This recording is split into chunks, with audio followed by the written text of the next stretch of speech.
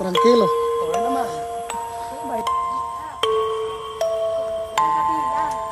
Magpapag-Gcash po.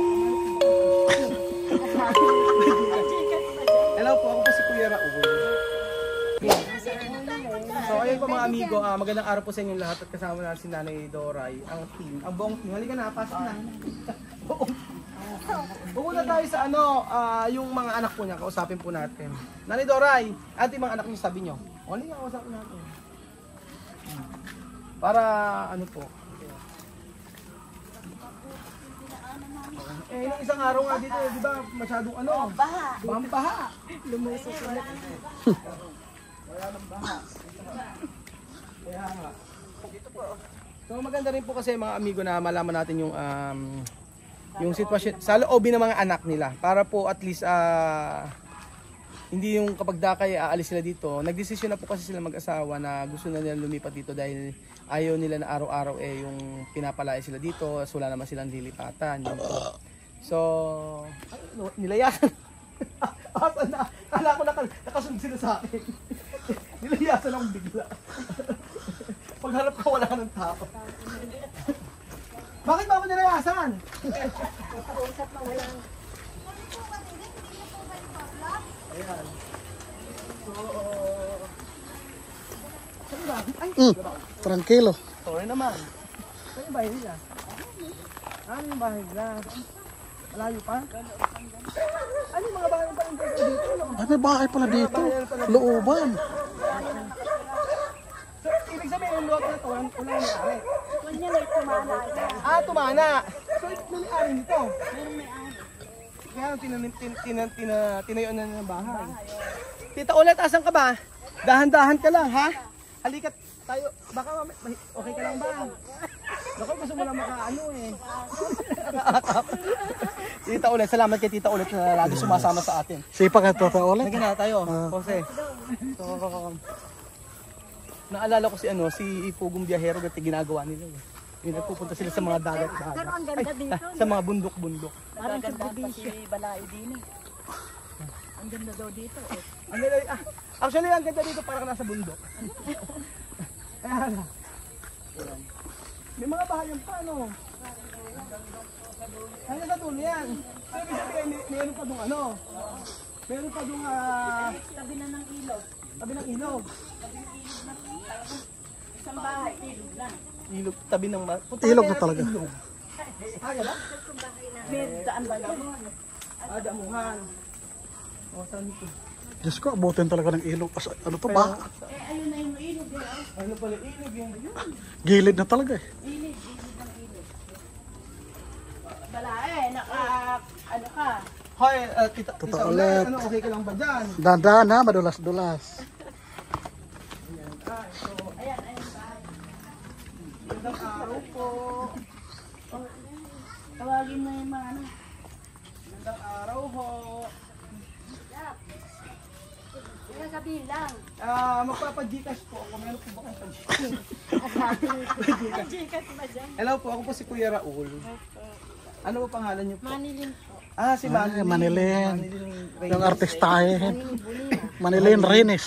Yung Manilin. Ako. Kayo po ang anak ni ni Nanay Buso po.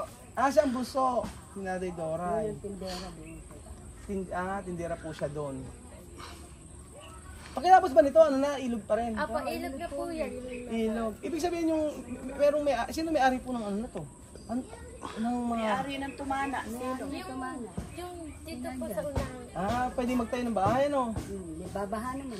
Nagbabaha naman nga. Paano pagbaha dito? Paano ba yun? Bakit kayo? Ibig sabihin, pag bumabaha dito, eto lahat na may, hanggang saan yung tubig dito? Ayan. Ito po yung... Diyos mayo. Yung panganay. Ito rin po yung anak nyo. Ilang babae ba? Tatlong babae. Tsaka isang lalaki. Yung lalaki nasa... Andito po. Andun din. Maya. Mahihiyain. Huwag na mahiya. Ano po pangalan? Kuya Raul po ako. Marjorie po. Marjorie. Puro artista. Marjorie Barreto, Manilin Reyes. Mga artistahin. Ayun. Ibig sabihin pala pagka... pagka talaga malakas ang umaabot ito yung tubig. Tapos lumilikas kayo doon. Sa taas. Ito yung nakikita ko pagka minsan yung mga gamit nakataas doon. Sa may kalye. Sa may kalye, naka-ano doon. Nako, mahirap pala, ano. Nung bagyong Santi po, wash out po talaga ito. Alang-alakay po talaga to. Ay, nung bagyong Santi. Walang-wala to. Ay, inaanod to. Tapos saan kayo nag-stay? Doon po sa... Sa munisipyo po. Sa munisipyo. Grabe, no. Pero pagka ganito, kukunin nyo lang uli mga yero, ganun. Hindi po, tinatangay din. Tinatakay din. Mga bago lang po. Tapos panibago na naman. Pero nga yung Magastos din pala yan. Kasi kung maanod, wala na, magastos. magastos din. Kasi kunyari, every year, Maanod. di taon-taon, bibili kayo na. Kailangan lagyan pala. naman. Hindi maganda lagyan ng pangalan siguro yung yero. Para at least, akin yan. Pagka nagawin ito, pangalan ko. Susula. Saan mo hahanapin? Sa Pampanga River. Ayun nga po. Naku, yun lang. Kailangan pala tatalian yung mga advance tayo mag-isip. Naku, inunahan yun. Kaya nga Tingnan natin kung baka mamaya salita wala pa na ano. May nabanggit po ba si Nanay Dora? Naku, Nanay Dora, ikaw na po mag-explain sa kanila kasi hindi pala nila alam. Ang totoo po niyan kasi dadalhin ko na po sila sa Africa. Yun lang. Hindi niya ako makikita. Ano lang kami, ganito. lang ng bagong bahay. Saan po yun? Magtatanim kami. Sa may bukid, Yun nga po kasi, ang sabi po kasi ng Nanay Dora ay kayo na po magpa-explain pala. nakita mo pag dumating si Lucy, pinaalis kami. Pinaalis talaga sila. Totoo yan, talaga pinaalis sila, ano? Sila. Yun nga. Kaprasong bahay na lang, Naalis kami. pinaalis ko kami. Oo. Kaya, dito ba hindi siya pwede magtira dito sa isa na to? Oo. Babaha din. Baha din. Bukas baha, ano? Oo. Yun nga, ang ano kasi sa kanila, sabi nila, lagi daw silang pinapaalis. Kasi gagamitin na po kasi yung lupa. Gagamitin ng lupa. Yun ang totoo. Ngayon, yung kapatid ko rin kasi nagmagandang loob. Nagmagandang loob na meron kasi kaming parang bukid doon. Pwede naman tayo ng bahay. Ngayon, yun sa Santo Cristo yon. Ang sabi ko sa kanila, kausapin kayo, hindi pala kayo kinausap. Ngayon yun lang nalaman yan. Ngayon lang nila nalaman pala. So, ang sabi po kasi nila, gusto daw nila na lumipat doon. So, para makatulong ako sa akin, sa part ko, makakatulong ako in a way na ipagpapagawa ko sila ng bahay doon na hindi naman yung bahay na talagang garbo. Kumbaga yung talagang parang kami rin mismo ang gagawa. Kumbaga ako tsaka yung kasama ko, kami rin mismo gagawa. Kukuha kami ng isang manggagawa tapos tutulungan namin. Kasi syempre para makatipid din ganun. Ang ano ko lang po dito yung kung papayagan niyo po yung mga Oy, kabubuti naman po nila. Mabubuti nila. Ikabubuti nila. Yun nga po, ang ano ko po sa kanila, halimbawa po, kung sakali naman sila ay lumipat po doon at mapaayos yung bahay, maluwang po yung lupa at pwede nila, kasi hindi raw po sila sanay na hindi nagtatrabaho. Kaya gusto nila magtanim-tanim din. Yun nga. Kaya lang, ang ano ko doon, syempre, may edad na, ganyan.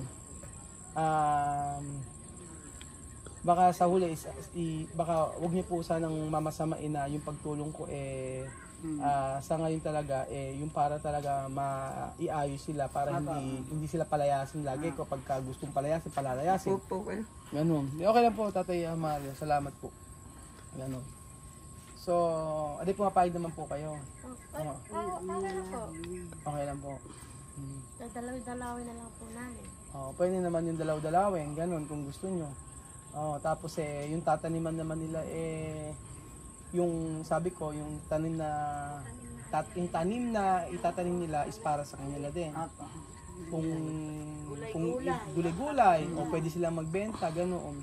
Kaya lang, ang main concern ko po dun mga amigo ay yun nga po, baka magalit kayo sa akin, sasabihin matanda na pagkatrabahuin. Yung mga ganun po syempre hindi natin ahawak yung mga isip ng ibang tao. Pero sa ngayon po kasi, yun po yung nais nila at saka ako naman po ay tutulong sa abot ng aking makakaya. Ngunit syempre, yung mga anak po ang iniisip natin.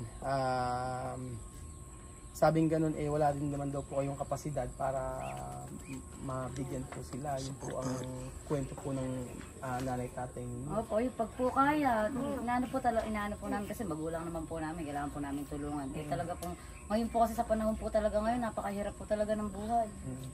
Sobrang hirap po Mahirap po talaga po. Talaga, tsaka yung bilihin, mahal talaga. Oo, napakamahal po Mahal. mga bilihin. Oo. Yun yung mga utang ko, nahihiya na ako doon. May mga utang. Naku, may utang pala si Nanay Dora. May chismis, may utang daw si Nanay Dora. Paano yun? Paano yan, Nanay Dora eh? Sisingiling ka na yan. Paano ba yan? Ako, may iniwanan palang utang si Nanay Dora dito. Paano kaya? Baka harangin yan. Bahala ka na husing magbayad mamaya. Itinuro si Jose. Sige po, basta wala po tayong magiging problema, no? Wala po tayong magiging problema.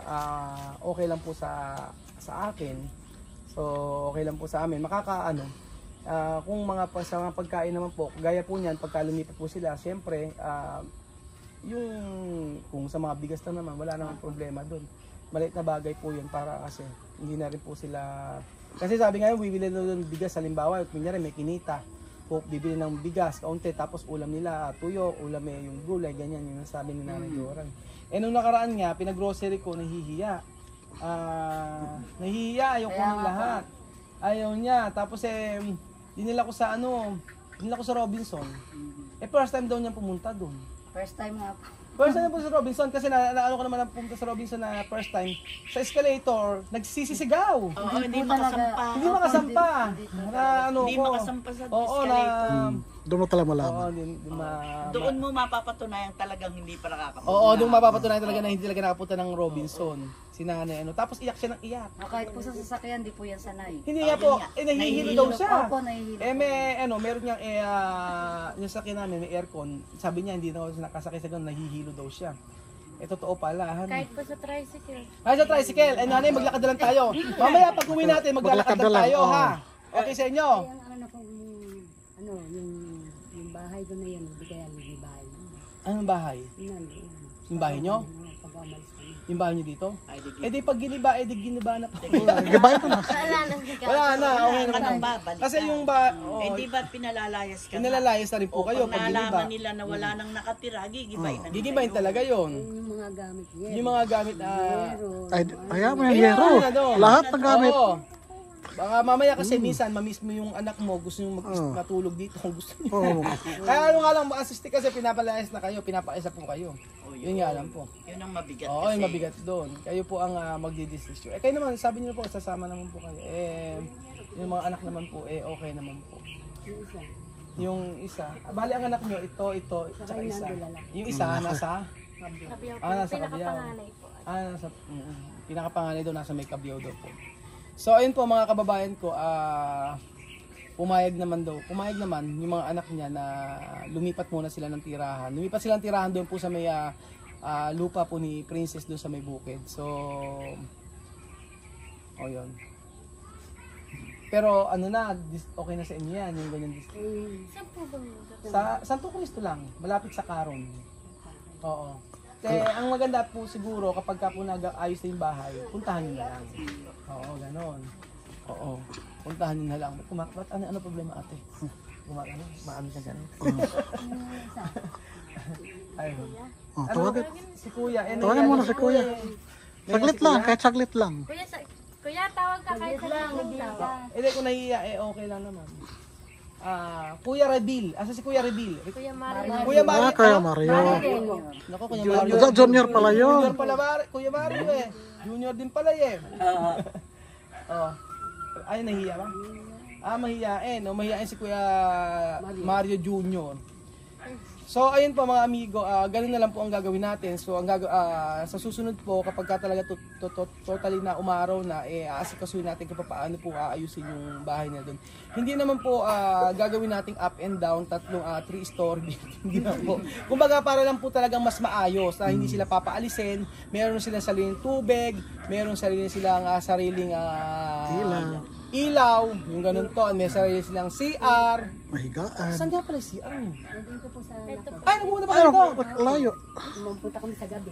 Paggabi muna pa kayo dito? Dito kayo magdeposito. Naku! Pagkatapos yung kumain doon, dito kayo magbabawas. Kaya pala iniisip, asan nga pala yung CR nila? Tingnan ko sa mga kapitbahay, wala naman. Ibig sabihin, dito pa yung CR nila. Akala ko doon itapon. So ayan po mga amigo, bago pa maggabi, aalis kami at puntahan na lang namin yung ano. Bago kasi sila umalis dito, dapat i-clear nila yung kanilang ano, yung kanilang mga obligasyon. Sabi niya meron kang meron kang jutang. Jutang.